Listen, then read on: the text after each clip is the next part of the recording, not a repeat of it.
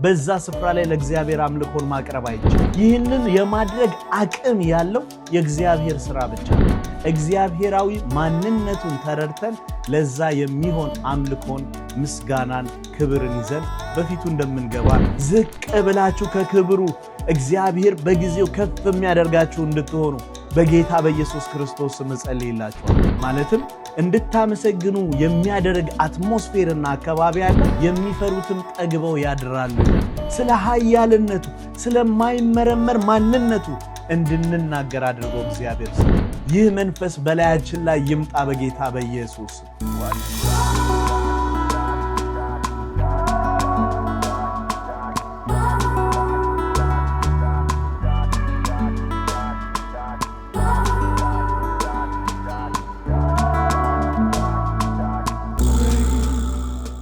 ሰላም ለእናንተ ይሁን። በዓለም ዙሪያ ሆናችሁ መልእክታችንን ለምትከታተሉ የተወደዳችሁ የይራራን የወንጌል ሚዲያ ተከታታዮች በሙሉ ይህ ይራራን ሚዲያ ነው። በዚህ ሚዲያ ላይ የእግዚአብሔርን ምሕረት፣ ርህራሄ፣ ፍቅርና ቸርነት ብቻ እንከፋፈላለን። እግዚአብሔር በልጁ በክርስቶስ ኢየሱስ ያደረገልንን እያሰብንና እያመሰገንን ለእግዚአብሔር ክብር እየሰጠን ወንጌልን ደግሞ ለፍጥረት የዳንበትንን ዓላማ ደግሞ ለፍጥረት ሁሉ እናውጃለን። ጌታ ኢየሱስ ክርስቶስ ይባርካችሁ። ወደዚህ ቻናል ስለመጣችሁ በደስታ እንቀበላችኋለን። እኔ አገልጋይ አቤኔር ነኝ። ዛሬ መንፈስ ቅዱስ ያስተምረናል። መንፈስ ቅዱስ እንደሚናገረን እንደዛ እንደ እግዚአብሔር ቃል ሐሳብ ደግሞ ነገር ሁሉ እንዲሆንልን በጌታ በኢየሱስ ክርስቶስ ስም ጥቂት እጸልይና ዛሬ እግዚአብሔር ወደ ሰጠን መልእክት እገባለሁኝ። እግዚአብሔር አባት ሆይ እናመሰግንሃለን። ስለ አምላክነትህ፣ ስለ አባትነትህ፣ ስለ ጌትነትህ፣ ቸር ስለሆነው ስለ አንተ፣ ስለ ስጦታህ፣ ስለ ልጅህ ስለ ኢየሱስ ክርስቶስ ክብር ሁሉ ለአንተ ይሁን። ዛሬ በመንፈስህ አስተምረን፣ ጸጋህ ይደግፈን። ምሕረት ስላደረግክልን፣ ስምህን እንድንጠራ ስለረዳህን እናመሰግንሃለን። ይህንን ሚዲያ አንተ ተቆጣጠር። በጌታ በኢየሱስ ክርስቶስ መልእክቱን የሚሰሙ ሁሉ ከአንተ መማር ይሁንላቸው። እግዚአብሔር ሆይ ባሪያህን ተቆጣጠረኝ፣ ሐሳቤን አንደበቴን ሁሉ ለአንተ አሳልፌ ይሰጣለሁ። በጌታ በኢየሱስ ስም አሜን። ጌታ ኢየሱስ ይባርካችሁ። ዛሬ እንግዲህ በርዕሱ ላይ እንደተመለከታችሁት የምንነጋገረው የምንማማረው ስለ ምስጋና ነው። በተለይ ደግሞ ስለ አምላክነቱ ስለ እግዚአብሔርነቱ የሆነን ምስጋና አንስተን እንነጋገራለን። በአዲስ ኪዳን በብዙ ስፍራ ላይ የዳነውና ወደ እግዚአብሔር የቀረብነው ልናመሰግን እንደሆነ የሚናገር በጣም ብዙ ክፍል አለ። ጌታ ኢየሱስ ክርስቶስ ይባረክ። እኛን ልጆች አድርጎ ቤተሰብ አድርጎ የሱ አካል አድርጎ ደግሞ ከኛ ከተናናሾቹ እግዚአብሔር የምስጋናን ድምፅ ለመስማት ስለወደደ አሁንም እግዚአብሔር ስሙ ለዘላለም ይባረክ። ይህ የእግዚአብሔር ድንቅ ሥራ ነውና እናመሰግነዋለን። የምስጋናው መንፈስም በመካከላችን እየፈሰሰ እንድናመሰግን እግዚአብሔር ስለሚረዳን ስለ ስሙ ክብር እየሰጠን ይህንን መልእክት እንካፈላለን። ለምሳሌ በአንደኛ ተሰሎንቄ ምዕራፍ 5 ከቁጥር 18 ላይ በሁሉ አመስግኑ፣ የእግዚአብሔር ፈቃድ በክርስቶስ ኢየሱስ ወደ እናንተ ይህ ነውና ይለናል። አያችሁ፣ የእግዚአብሔር ፈቃድ በክርስቶስ ኢየሱስ እኛ እግዚአብሔርን አመስጋኞች እንድንሆን ለእግዚአብሔር ምስጋናን የምንሰጥ እንድንሆን የእግዚአብሔር ፈቃድ ይህ ነው። እግዚአብሔር የሚያስደስተው ከኛ መስማት የምንፈልገው የእግዚአብሔርን ሐሳብና ሥራውን እግዚአብሔራዊ ማንነቱን ተረድተን ለዛ የሚሆን አምልኮን፣ ምስጋናን፣ ክብርን ይዘን በፊቱ እንደምንገባ ነው። ሌላ ጥቅስ ልንገራችሁ። ቆላስይስ 3:15 ላይ ደግሞ እንደዚህ ይላል፣ በአንድ አምላክ አካልም የተጠራችሁበት የኢየሱስ ሰላም በልባችሁ ይግዛ፣ የምታመሰግኑም ሁኑ ይላል። አያችሁ፣ በአንድ አካል የተጠራንበት በክርስቶስ ኢየሱስ ቤተሰብ ተደርገን የተጠራንበት ይህ በማመን ስንጸድቅ ከእግዚአብሔር ጋር የያዝነው ሰላም፣ ከእግዚአብሔር የተቀበልነው ሰላም፣ ከዚህ በኋላ ስጋት የሌለው ሕይወት እንደገባንበት እንደዛ ሰላሙ ልባችንን ሲቆጣጠር ምስጋና ይሁንላችሁ ይላል። አያችሁ፣ የዳንበትን ወደ ክርስቶስ ኢየሱስ በክርስቶስ ኢየሱስ ወደ እግዚአብሔር የቀረብንበትን እውነት በደንብ ከገባን ቀጥሎ በአንደበታችንና በልባችን የሚገኘው ምስጋና ሆኖ እናገኘዋለን። ስለዚህ ምስጋና በምን ምክንያት ይቀርባል ብለን ስንመረምር የእግዚአብሔር ቃል የሚያስተምረን ብዙ ነገር አለ። በጥቂቱ ለዚህ መልእክት ብቻ እንዲሆን በጥቂቱ የተወሰኑትን ልንገራችሁ። አንደኛ እግዚአብሔር ታማኝ ስለሆነ። እግዚአብሔር ወገኖች በጣም ታማኝ አምላክ ነው። እግዚአብሔር ዛሬ ሌላ ነገ ደግሞ ሌላ የሚናገር አምላክ አይደለም። በባህሪው ታማኝ ነው። ሐሳቡን ደግሞ የሚቀያየር አይደለም። እግዚአብሔር ሁሉ ጊዜ ፍቅር ነው። እግዚአብሔር ሁሉ ጊዜ ፍጹም ነው። ሁሉ ጊዜ እግዚአብሔር አዳኝ ነው። ስለዚህ ለዚህ ታማኝነቱ ምስጋናና አምልኮ ይቀርብለታል ማለት ነው።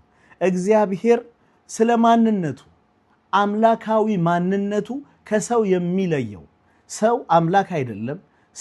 ሰው ነው። ሰው ከዚህ ምድር አፈር ተበጅቶ የእግዚአብሔር መንፈስና እስትንፋስ የገባበት ከእግዚአብሔር በውስጡ ያለው ማንነትን የተቀበለ ነው። እግዚአብሔር ግን ሉዓላዊ አምላክ ነው። መጀመሪያና መጨረሻ የሌለው እዚህ ጋር ጀመረ እዚህ ጋር ጨረሰ ተብሎ ትርክት የማይነገርለት። ሃሌሉያ! እግዚአብሔር ትልቅ አምላክ ነው ስንል እንደው በአካላዊ ግዝፈት ብቻ አይደለም። ነገር ግን እግዚአብሔር በመመርመርም በመታወቅ ደረጃም ሊደረስበት የማይችል ልዩ የሆነ በሌላ ስፍራ የማይገኝ አምላካዊ ማንነት አለው። ይህ ማንነቱ ደግሞ አምልኮና ምስጋና ያስፈልገዋል። ስለዚህ እግዚአብሔርን በማንነቱ እናመሰግነዋለን ማለት ነው። እግዚአብሔርን በክብሩና በግርማው ክብር ለኢየሱስ ይሁን። እግዚአብሔር ባለ ክብርና ባለ ግርማ ነው። እግዚአብሔር የሚታየው በላዩ ላይ ያለው ክብር በላዩ ላይ ያለው ግርማ ወደ ማምለክ ወደ መንበርከክ ዝቅ ወደ ማለት ታላቅነቱን ወደ ማወጅና ወደ ዲክሌር ወደ ማድረግ እግዚአብሔር ታላቅ ነው አንተ ታላቅ ነህ ወደሚያስብል ሌላ አማራጭ ወደማያስመኝ በሱ ስር ብቻ መቀመጥ ህይወት መሆኑን መረዳት ምንጫችን መሆኑን መረዳት የተገኘንበት መሆኑን መረዳት የሚያስችል ክብርና ግርማ ያለው ነው። ስለ ስሙ ክብር ይሁን አሁንም ስለ ስሙ ክብር ይሁን አሁንም። ስለዚህ እግዚአብሔር ስለ ክብሩና ስለ ግርማው ይመለካል፣ ይወደሳል፣ ምስጋና ይቀርብለታል። ስለ ድንቅ ስራው እግዚአብሔርን እናመሰግነዋለን። እግዚአብሔር የሰራው ሁሉ መልካም ነው። አንዳችም እርማት የሚያስፈልገው የሚያስተካክለውና የሚመክረው የሌለው ሲሰራ ማንንም ያላማከረ ማንንም ጥያቄ ያልጠየቀ በማንም ያልተረዳ እግዚአብሔር አስቦ ያደረገው ሁሉ ለአይን መልካም ለመበላትም መልካም ለመኖርም መልካም የሆነ የሚያየውን ሁሉ ልብ ሊያሸንፍ የሚችል መተኪያም የማይገኝለትን ስራ እግዚአብሔር ይሰራልና እግዚአብሔር ስለ ስራው ይመሰገናል። ጨምርልን ካላችሁ አንድ ልጨምርላችሁ። ምክንያቱም እግዚአብሔር የሚመሰገንበት ተቆጥሮ የማያልቅ ስለሆነ እናንተ ራሱ ይሄንን ሳወራ በሚሰሙበት ሰዓት የምታሰላስሉትና የሚመጣላችሁ ብዙ እግዚአብሔርን ለማመስገን የሚያበቃ ብዙ ነገር እንደሚኖር በእናንተ ዘንድ ደግሞ አምናለሁ። እግዚአብሔር ስለ ማዳኑ ይመሰገናል። ክብር ለኢየሱስ ይሁን። ስለ ማዳኑ መተኪያ የሌለው ነውና ጠላት ይህንን አይቶ ኮፒ ማድረግ ያልቻለው እግዚአብሔር ማዳኑ እጅግ ለምስጋና የሚያነሳሳን ስለሆነ ሊመጣብን የነበረው ሞት ሊመጣብን የነበረው ቅጣት እጅግ ከፍተኛ ሲሆን ሳለ ነገር ግን እግዚአብሔር በቸርነቱ በምህረቱ እግዚአብሔር ማን እንደሆነ በሚያስረዳ በአባትነት ልቡ ከጠፋንበት የመለሰበትና ለኛ ምህረት ያደረገበት ያዳነን መንገድ ምስጋና ያሰጠዋል። ክብር ለእግዚአብሔር ይሁን። ክብር ለስሙ ይሁን። ክብር ለማዳኑ ክብር ለማንነቱ ይሁን። ጌታ ኢየሱስ ክርስቶስ ይባረክ። እንግዲህ በዛሬ መልእክት ላይ ደግሞ እግዚአብሔር ይህንን መልእክት በደንብ አጉልቶ ያሳየናል ብዬ በልቤ የተቀመጠውን መንፈስ ቅዱስ እያብራራልን እንድንማማርበት የመረጥኩትን የእግዚአብሔርን ቃል ክፍል አነብላችኋለሁ። ይህ ቃል የሚገኘው በመዝሙር 111 ላይ ነው። ይህ መዝሙር በራሱ የመለኮት ባህሪ ለመለኮቱ ባህሪ የቀረበ ጸሎት ተብሎ ነው የሚጠራው። በዚህ መዝሙር ላይ የቀረበው ምስጋና እግዚአብሔርን ማንነቱንና ክብሩን እያስተዋልን የእግዚአብሔርን ስራውን እያስተዋልን በዛ ውስጥ ደግሞ መንፈስ ቅዱስ እንደሚያበራልን በዛ መጠን ለእግዚአብሔር ክብር ለማቅረብ የሚያስችለንን ጸጋ ያበዛልናል፣ የሚያስችለንን መረዳት ደግሞ ይሰጠናል ማለት ነው። ክብር ለእግዚአብሔር ይሁን። ምዕራፉ ሲጀምር የሚጀምረው ሃሌሉያ ብሎ ነው። ኢየሱስ ጌታ ነው።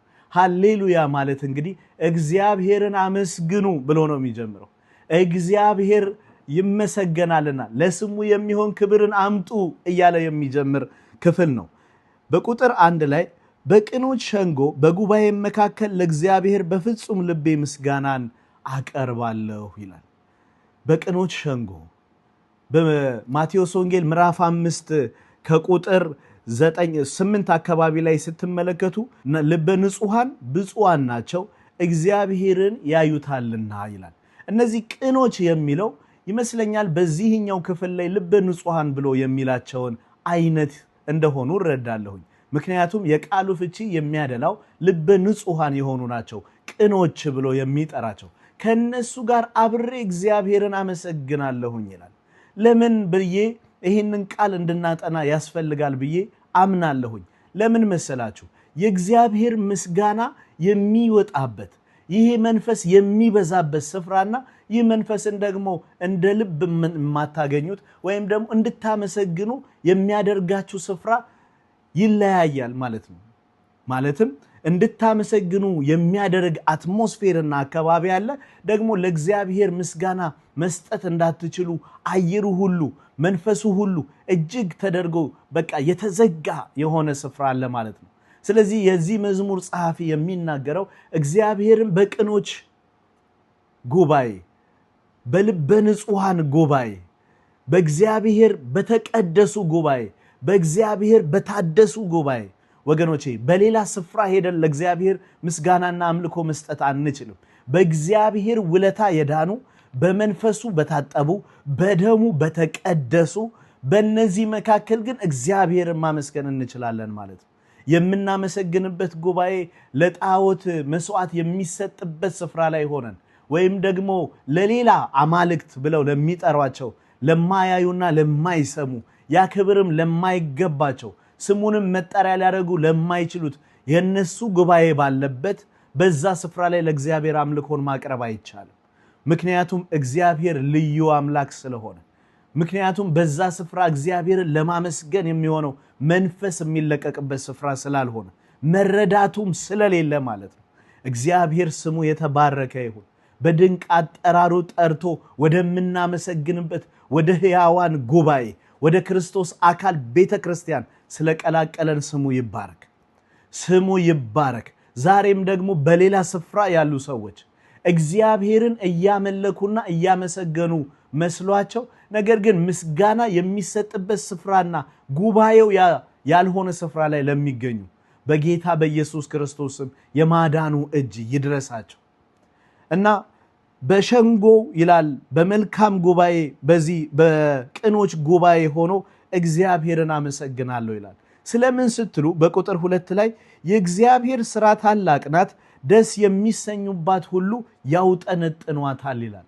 ሃሌሉያ! እንዴት የሚገርም ነገር ነው። የእግዚአብሔር ሥራ ታላቅ ናት ይላል። የእግዚአብሔር ሥራ ታላቅ ናት፣ ደስ የሚሰኙባት ሁሉ ያውጠነጥኗታል። የእግዚአብሔርን ሥራ ስታስቡ በእግዚአብሔር ሥራ የምትደሰቱ ከሆነ የሚገርማችሁ ከሆነ ልቦናችሁ ውስጥ ይህ ሐሳብ ይሰወርና የምታውጠነጥኑት ይሆናል። ሐሳባችሁን ይገዛል ወገኖቼ።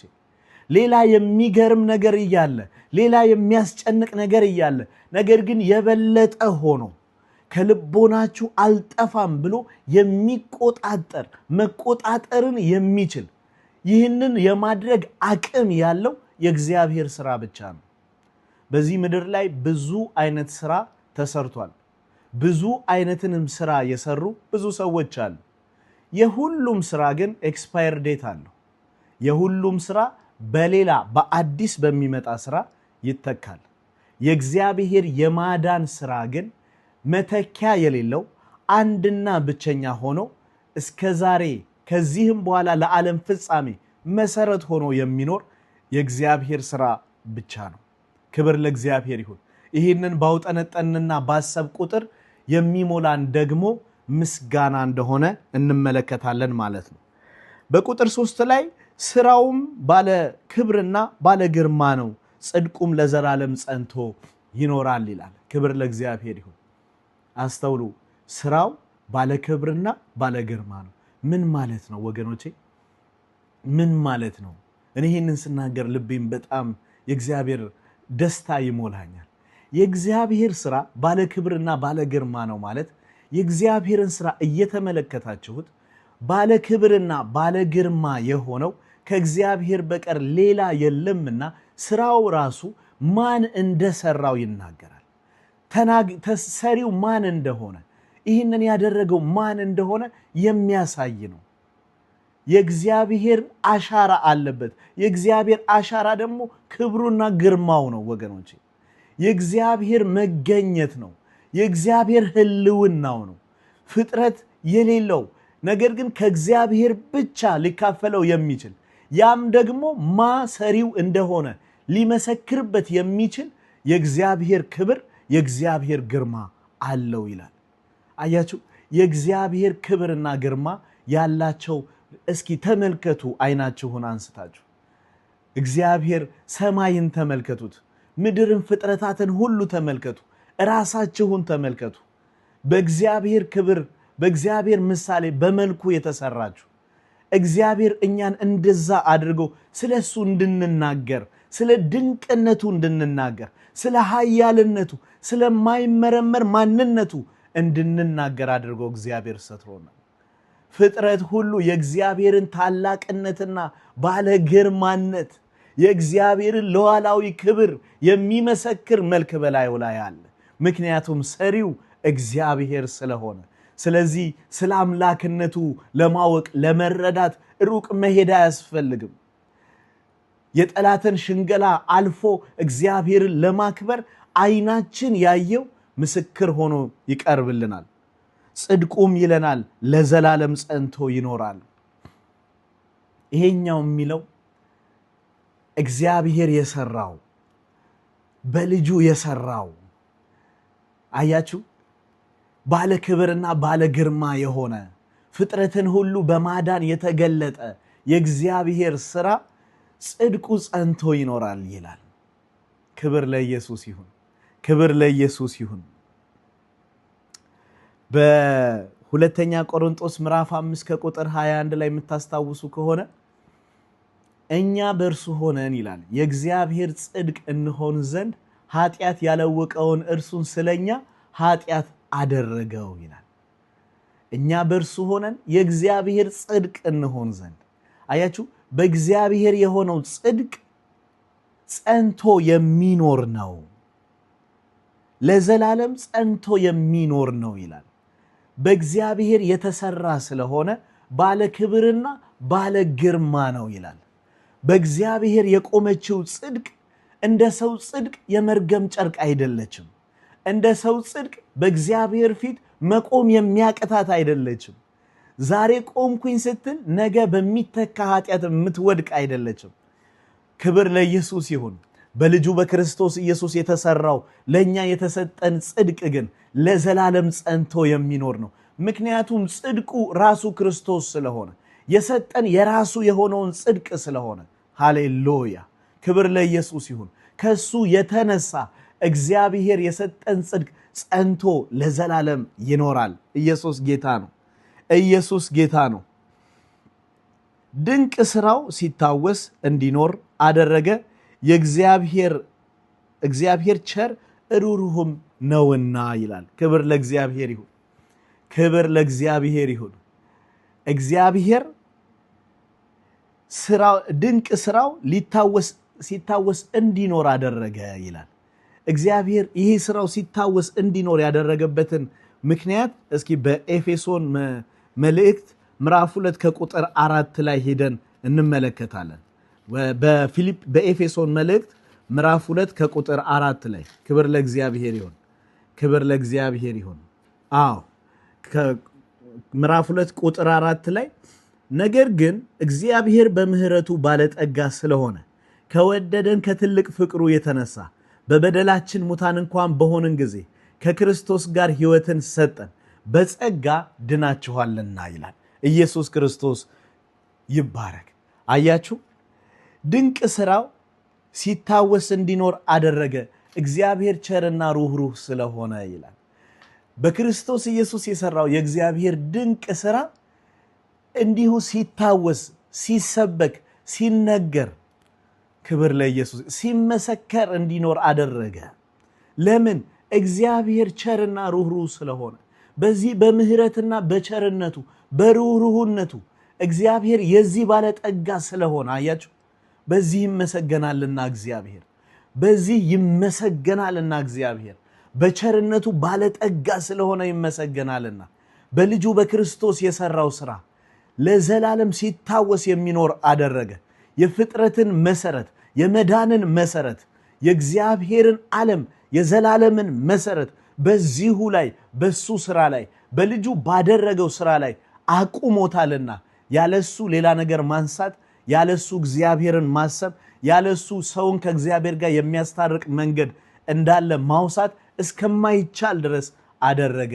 ለምን ስትሉ እግዚአብሔር ሩህሩህና ቸር ስለሆነ። በዚህ ርህራሄውም ይለናል በኤፌሶን ላይ ያለው መልእክት፣ በዚህ ርህራሄውም እግዚአብሔር በምህረቱ ባለጸጋ ስለሆነ ከወደደን ከትልቅ ፍቅሩ የተነሳ ከክርስቶስ ጋር ሕይወትን ሰጠን። ሃሌሉያ! አያችሁ፣ ስራው ሕይወትን የሰጠ ስለሆነ ስራው አለመታሰብ አይችልም። በተለይ ሕይወቱን በተቀበሉ ጌታ ኢየሱስ ክርስቶስን አግኝተው የእግዚአብሔር ሕይወት የሆነላቸው የቀመሱት የሚያውቁት አለማመስገን አይችሉም።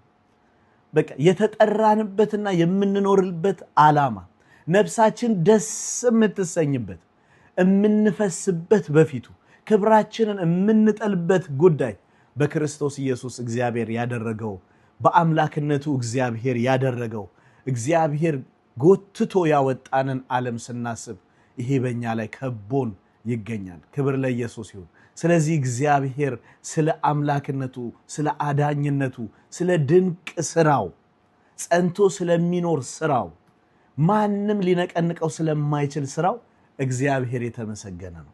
ክብር ለኢየሱስ ይሁን። ለሚፈሩት ምግብን ይሰጣል፣ ኪዳኑንም ለዘላለም ያስባል ይላል። ኢየሱስ ክርስቶስ ጌታ ነው። ለሚፈሩት ምግብን ይሰጣል። ይህንን በጣም የሚያብራራልኝን ቃል በምሳሌ መጽሐፍ በምዕራፍ 19 ከቁጥር 23 ላይ አግኝቻለሁ። ቃሉ ሲነበብ እንደዚህ ይላል፣ እግዚአብሔርን መፍራት ወደ ሕይወት ሁሉ ይወስዳል ይላል። የሚፈሩትም ጠግበው ያድራሉ፣ ክፉም አያገኛቸውም ይላል። ሃሌሉያ! ይኸውላችሁ ይህ ቃል ከዚህ ጋር እንዴት ይገናኛል ካላችሁኝ፣ የሚፈሩት ምግብን ይሰጣል ይላል። እዛኛው ክፍል ላይ እግዚአብሔርን የሚፈሩ እግዚአብሔርን መፍራት ወደ ሕይወት ይወስዳል፣ የሚፈሩትም ጠግበው ያድራሉ ይላል። እንደምታውቁት የእግዚአብሔር መንግስት በክርስቶስ ኢየሱስ በመንፈስ ቅዱስ የሆነ በክርስቶስ ኢየሱስ መንፈስ የሆነ ጽድቅና ሰላም ያለበት ነው እንጂ የምግብ አይደለም። ስለዚህ እነዚህ ጠግበው ምግብን ይሰጣቸዋል፣ የሚፈሩትን ምግብን ይሰጣቸዋል የሚለውን በምሳሌ መጽሐፍ ላይ ያለው ቃል ሲፈታው የሚፈሩትም ጠግበው ያድራሉ ይላል። ከምን ይጠግባሉ ካላችሁ፣ ከጸጋው ይጠግባሉ፣ ከሕይወቱ ይጠግባሉ፣ እግዚአብሔራዊ ከሆነ ማንነቱ ይጠግባሉ፣ ወይም ደግሞ በእንግሊዘኛ ሳቲስፋይድ ይሆናሉ። ሃሌሉያ! ዘማሪው መዝሙረ ዳዊት ላይ በመዝሙር 23 ላይ እግዚአብሔር እረኛዬ ነው የሚያሳጣኝ የለም እንዳለ፣ ላክ የለም በኔ ዘንድ እጥረት የለም፣ ሳቲስፋይድ ሆኜ ነው መኖረው እንዳለ፣ በቃ ሁሉ በሁሉ እግዚአብሔር ይሆንላቸዋል። ስለዚህ ሁሉ ለሁሉ በሁሉ ስለሆነው ሙላት ስለሆነው አርኪ ስለሆነው አጥግቦ ስለሚያኖረው ስለ እግዚአብሔር ምስጋና ይቀርባል። ኢየሱስ ጌታ ነው። እግዚአብሔር ጉድለት የሌለበት ስለሆነ የቀረቡት የሚፈሩት የሚያመልኩትን ደግሞ የሚያበላ ስለሆነ በምድራዊ ብቻ ሳይሆን በሰማያዊ በረከት የሚያጠግብ በሰማያዊ በረከት የሚሞላ ወገኖቼ ችግር እኮ እያለ ሁኔታ እያለ እንዳታዩት የሚያደርግ በእግዚአብሔር የጠገበ ማንነት ሲኖራችሁ ነው። በእግዚአብሔር የተሞላ ማንነት ሲሆናችሁ ነው። አይናችሁ በዚህ ምድር ላይ ያለውን ነገር ማየት አቁማ ነገር ግን የእግዚአብሔርን ነገር ታላቁን ስራውን እያሰላሰለች ወደ ውስጥ ከእግዚአብሔር ጋር እንድታወራ የሚያደርጋት አይነት ክብር ሲያገኛት ነው። ሃሌሉያ! ዛሬ ይሄ መንፈስ በኢየሱስ ስም በላያችን ላይ ይሁን። ይህ መንፈስ በላያችን ላይ ይምጣ በጌታ በኢየሱስ ስም። አያችሁ በምሳሌ ላይ ያለው ቃል ያነበብኩላችሁ ቃል እንደዚህ ይላል፣ ጠግበው ይኖራሉ፣ የሚፈሩት ጠግበው ይኖራሉ፣ ክፉም አያገኛቸውም ይላል። ክፉም አያገኛቸውም ማለት ሊውጠው የሚፈልገውን እየዞረ እንደ አንበሳ የሚዞር ሊውጠው የሚችለውን ለማግኘት የሚዞረውን ይህንን ክፉ በዚህ ዓለም አሰራር ላይ ያለ በዚህ ሲስተም ላይ ያለ በሱ ፊት አይታዩም ማለት ነው። ክፉ አያገኛቸውም ማለት ይዞራል ግን አያገኛቸውም። እነሱ ኦልሬዲ በእግዚአብሔር ሐሳብ ውስጥ ተሰውረዋል፣ በምስጋና ውስጥ ተሰውረዋል። ጠላት ያያል፣ እነሱን ግን ማየት አይችልም። ጠላት ይፈልጋል፣ እነሱን ግን ማግኘት አይችልም። ምክንያቱም በእግዚአብሔር ሐሳብ በመደነቅ በምስጋና በእግዚአብሔር ፊት ናቸው። በእግዚአብሔር ፊት የሚገባበት ዘመን አብቅቷል። አሁን ክርስቶስ ኢየሱስ ድል ነስቶ ተነስቷል። ከጌታ ከኢየሱስ ክርስቶስ ሥራ የተነሳ ጠላት ሊያገኛቸው አይችልም። ሃሌሉያ! ስለዚህ ወገኖቼ ምስጋና ይሁንላችሁ። አንደበታችሁና ልባችሁ በእግዚአብሔር ፊት በምስጋና መፍሰስ ይሁንለት። ዝቅ ብላችሁ ከክብሩ እግዚአብሔር በጊዜው ከፍ የሚያደርጋችሁ እንድትሆኑ በጌታ በኢየሱስ ክርስቶስ ስም ጸልይላችኋለሁ። ብዙ ጊዜ ስለ እግዚአብሔር ምስጋና ሲነገርና ስናስብ ብዙዎቻችን ሚስ አንደርስታንድ የምናደርገው በቃ የምንችለው ነገር ይመስለናል፣ የምናደርገው ነገር ይመስለናል። በቀላሉ በቃ ብድግ ብለን ልናደርገው የምንችለው ይመስለናል። ወገኖቼ አይደለም። የእግዚአብሔር ነገር ሲበራልን፣ ማንነቱ ሲበራልን፣ መደነቁ መንፈሳችንን አልፎ አንደበታችንን አስከፍቶ ሲያስጮህና ሲያናግረን የሚሆን ነገር ነው። ይህ ደግሞ በራሱ በእግዚአብሔር መንፈስ የሚሆን ነገር ነው። ማንም ከላይ ካልተሰጠው አንዳች ነገር ማድረግ አይችልምና ክብር ለኢየሱስ ይሁን። ዛሬ የምስጋና መንፈስ ይፍሰስብን። ዛሬ የምስጋና መንፈስ ይሙላን። ዛሬ በክርስቶስ ኢየሱስ የዳንን ሌሎች እንኳን አይተው ወደ ክርስቶስ እንዲመጡ አመስጋኞች፣ የእግዚአብሔርን ክብር አዋጆች፣ ተናጋሪዎች እንድንሆን የእግዚአብሔር የምስጋና መንፈስ በላያችን ላይ ይውረድ በኢየሱስ ስም። ስለ ጌታ ስለ ኢየሱስ ክርስቶስ ከተነገሩ ነገሮች መካከል የክብርና የምስጋናን ዘውድ ተጫነብህ ተብሎ ስለ ኢየሱስ ተናግሯል። ስለዚህ ኢየሱስ በማመስገን የተሞላ ነበር ማለት ነው። ኢየሱስ በማምለክ የተሞላ ነበር። አባቱን ሰው ሆኖ በሚኖርበት ዘመን ሁሉ ፍጹም ሰው ፍጹም አምላክ የሆነ ቢሆንም ነገር ግን በማምለክ ከእግዚአብሔር ጋር በህብረት በጸሎት ወደ እርሱ ሲገባ እናየዋለን። ይህንን ብዙ ክፍል ውስጥ በወንጌላት ውስጥ ብዙ ስፍራ ላይ የምታገኙት ነው። ጌታ ኢየሱስ ክርስቶስ ይባረክ። ብዙ ጊዜ እግዚአብሔር ምስጋናን ከኛ የሚፈልገው እግዚአብሔር ስለሚገባው ስላደረገው ነገር እንደ ውለታና እንደ ዋጋ እንድንከፍለው የሚፈልግ መስሎ የሚታየን በእንደዚህ አይነት መንገድ ደግሞ የምናስብ ሰዎች ልንኖር እንችላለን። ወገኖቼ ቢሆንም እግዚአብሔር ስላደረገው ስለዛ እግዚአብሔር ሊመሰገን ስለሚገባው እኛም ደግሞ የምስጋና ዕዳ በላያችን ላይ ሊኖር ስለማይገባ እግዚአብሔርን ብናመሰግን መልካም ነው። ነገር ግን እኛ የምናደርገው ነገር በእግዚአብሔር ማንነት ላይ አንዳች ነገር አይጨምርም። በእግዚአብሔር ላይ የሚጨምረው የሚያክለው አንድ ነገር ስለሆነ አይደለም። ከዚህ ከላይ ስናገር ከሰማችሁ እግዚአብሔር ቸር ነው፣ በምህረቱ ባለጸጋ ነው፣ በቸርነቱ ባለጸጋ ነው።